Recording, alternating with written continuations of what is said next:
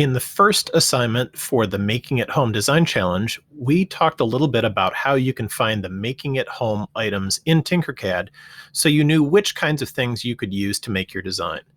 If you've forgotten that, when Tinkercad first loads, we'll see our basic shapes, but to see the Making It Home collection, we'll click on that link, that menu, and go down to the Making It Home section. So now we can see all the different things that we might have inside here and that we might need for our design. So one quick example of how you can use the items in this menu to make your design is to think about what you might do if you were making an obstacle course. So let's say that I had a paper towel roll, and I'll drag that out into the Tinkercad workspace. You can see that it's a little bit bigger than the Tinkercad workspace. So one thing that you can do is in Tinkercad, you can click Edit Grid, and we can change both the units and the size of that to make it a little bigger so it's easier to see our whole design. I'm going to change that to inches, and I'm going to change my width and length of my work plane, the area that I've got to work in Tinkercad, to 12 by 12. And I'll click Update. And now you can see that my work plane is big enough to hold that whole thing. But maybe what I want to do is take that and cut it into just a little piece. Maybe I only need a little piece of my paper towel roll. So I can use a shape in Tinkercad to cut that.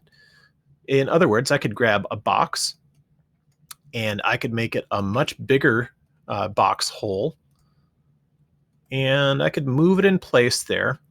And like we learned in the additive and subtractive methods assignment, we can combine those two things to chop the box hole away from the paper towel roll. So I'm going to click on the paper towel roll, and I'll hold down Shift and click on the box hole.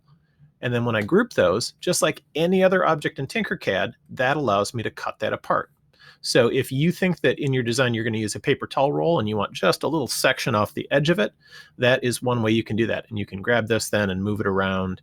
You can rotate it and lay it down flat and all sorts of other things. One little trick in Tinkercad is if you wanted this laying down flat, is that you could click on it and press the D key on your keyboard, and that will drop it to the work plane. So then you'll continue grabbing other items from your Making at Home section and continuing your design. Maybe you also need a pencil as part of your design, so you could drag that out.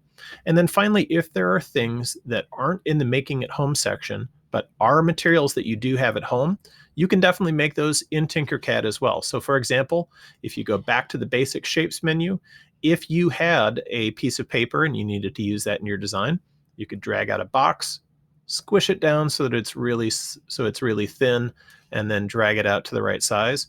I know that most paper is usually 8.5 by 11, so I could drag it out to those sizes. I'm looking at those measurements on the side there.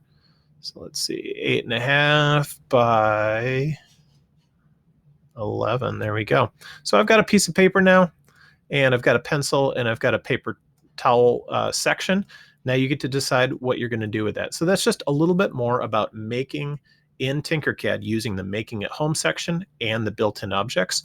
As you put your stuff together, you'll need to use some of those techniques that we learned in Tinkercad. You might need to learn, or you might need to use things like aligning. Maybe I want to have these two things aligned so that the paper towel holder or roll is centered on the piece of paper.